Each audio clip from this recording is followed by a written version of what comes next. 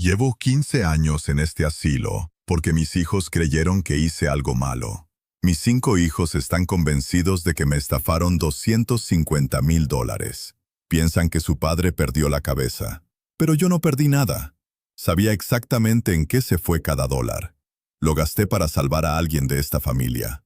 Y la persona que salvé es la razón por la que estoy sentado en esta habitación. Me casé con mi esposa, Margaret, en 1954. Yo tenía 24 años, ella 21. No teníamos nada. Un apartamento alquilado encima de una ferretería en Cleveland. Una ventana. Un radiador que solo funcionaba cuando le daba la gana. Pero éramos felices. Tan felices. Trabajé en la acería durante 44 años, como operario de horno. Un trabajo peligroso. Un trabajo duro. El tipo de trabajo que te quita un pedazo del cuerpo cada año. Pero pagaba lo suficiente. Margaret y yo teníamos un acuerdo, el mismo que hicimos la semana en que nos casamos. De cada cheque de pago, ahorrábamos algo. No importaba cuán pequeño fuera, ni lo ajustado que estuviera el presupuesto. Siempre guardábamos algo.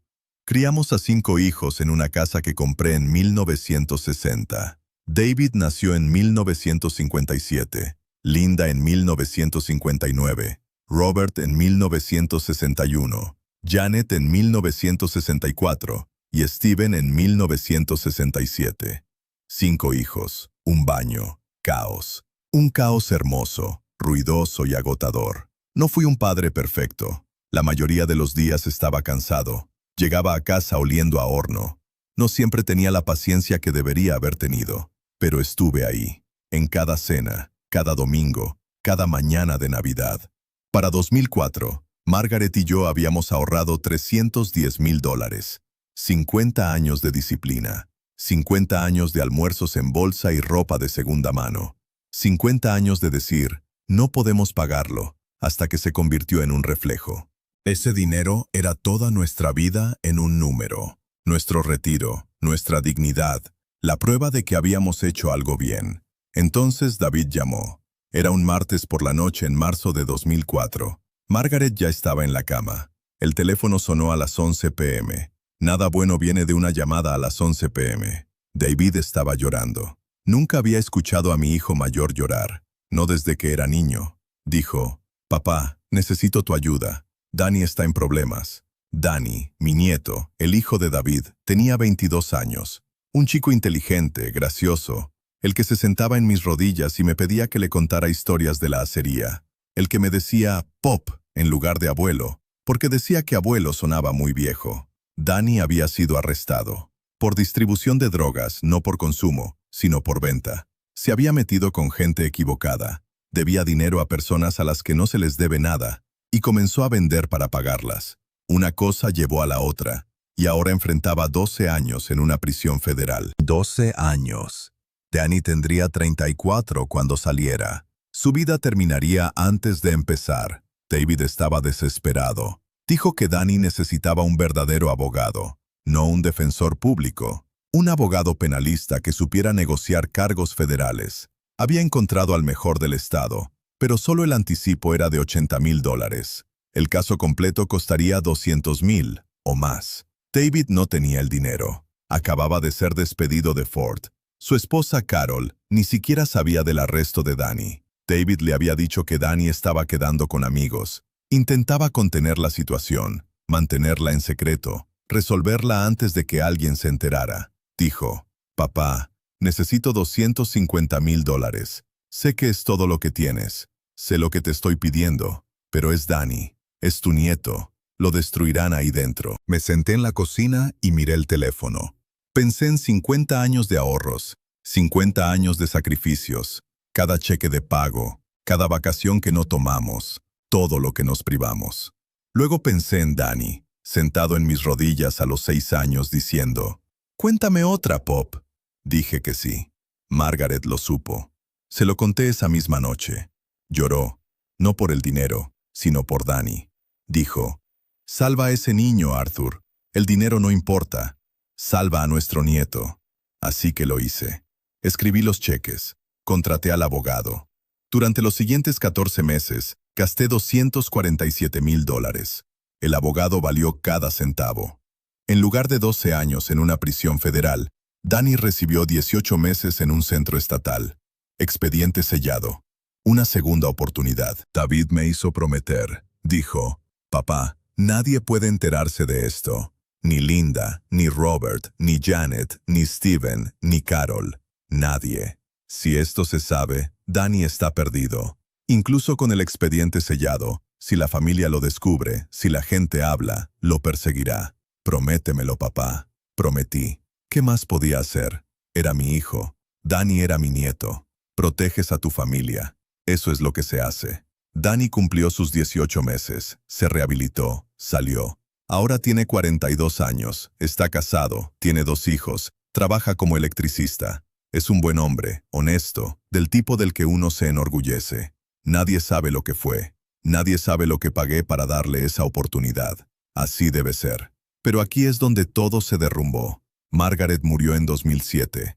Un aneurisma cerebral. Estaba tendiendo la ropa un martes por la mañana y simplemente colapsó. Se fue antes de que llegara la ambulancia. Sin advertencia, sin despedida. 52 años de matrimonio terminaron un martes entre sábanas y fundas de almohada. Después del funeral, mis hijos comenzaron a revisar las finanzas. Eso es lo que hacen las familias cuando un padre muere.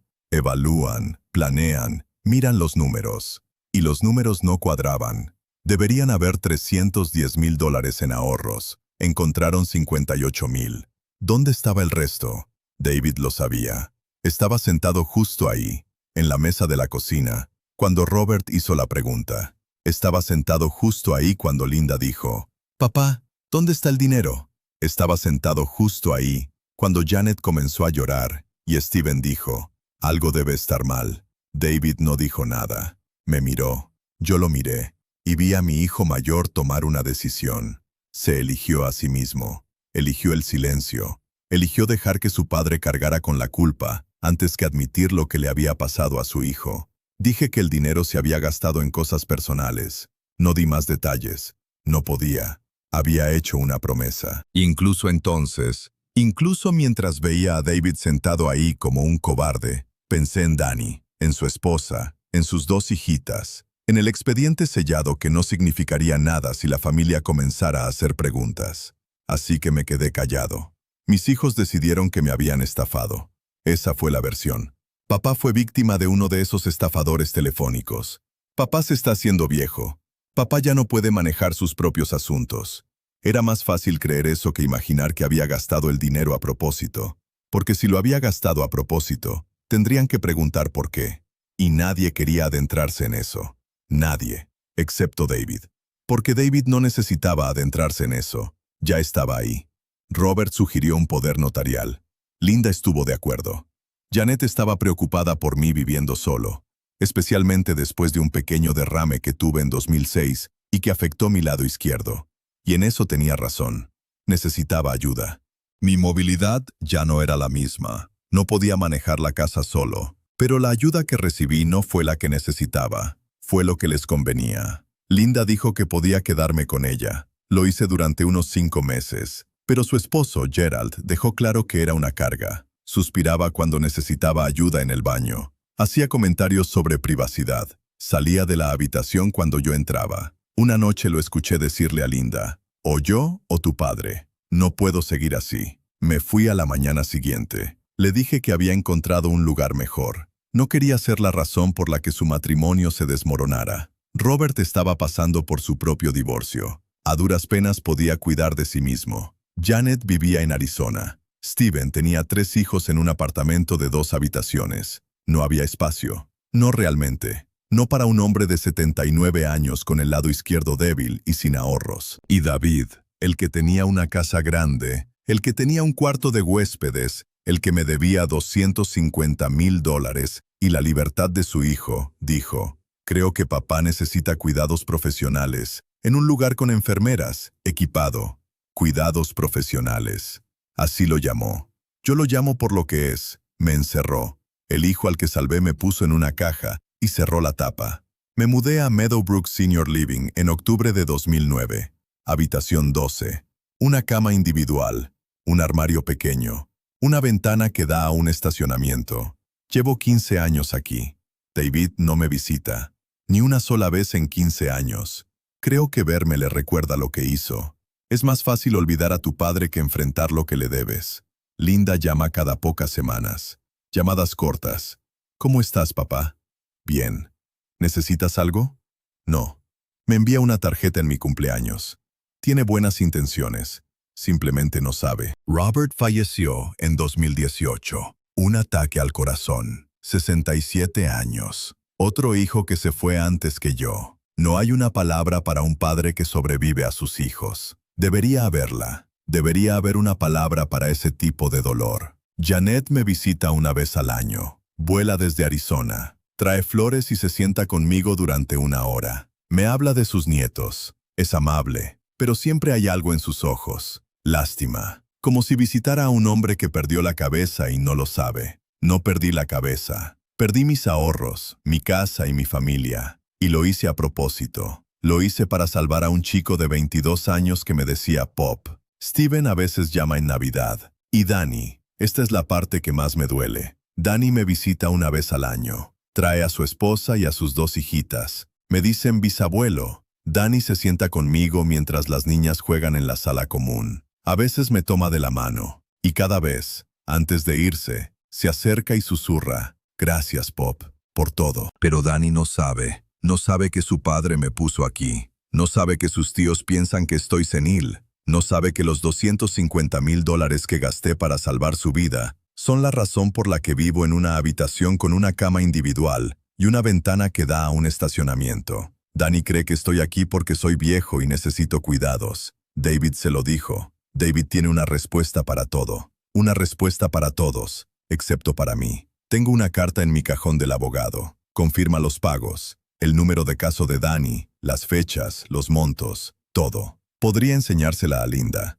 Podría enviársela a Janet por correo. Podría limpiar mi nombre en 5 minutos. Pero esa carta tiene el nombre de Danny. Y si la muestro, el expediente sellado de Danny no significará nada. Su esposa se enterará. Su empleador se enterará. Sus hijos crecerán sabiendo que su padre fue un narcotraficante a los 22 años. Todo por lo que pagué, todo lo que sacrifiqué, se desmoronaría. Así que la carta sigue en el cajón. Y yo sigo en la habitación 12. He estado vivo durante 34,310 días. He pasado 5,475 de ellos en esta habitación. Cada mañana me despierto y pienso en esa llamada telefónica. David llorando a las 11 p.m. Papá, necesito tu ayuda. Ayudé. Y esto es a lo que me llevó la ayuda. Algunas noches me enojo. No con Danny, nunca con Danny. Era un niño que cometió un error. Merecía una segunda oportunidad. La ha ganado 100 veces. Me enojo con David, mi hijo mayor, el que le enseñé a andar en bicicleta, el que acompañé a la escuela, el que me miró a los ojos mientras sus hermanos me acusaban de haber perdido la cabeza y no dijo nada. No dijo nada. Y ese silencio me trajo aquí. Pero incluso el enojo se desvanece. No se puede estar enojado durante 15 años. El cuerpo no tiene esa energía. Y la verdad es que, bajo el enojo, hay algo peor. Hay amor. Todavía lo amo. Todavía amo a David. Y odio que sea así. Porque amar a alguien que te traicionó es la soledad más grande del mundo.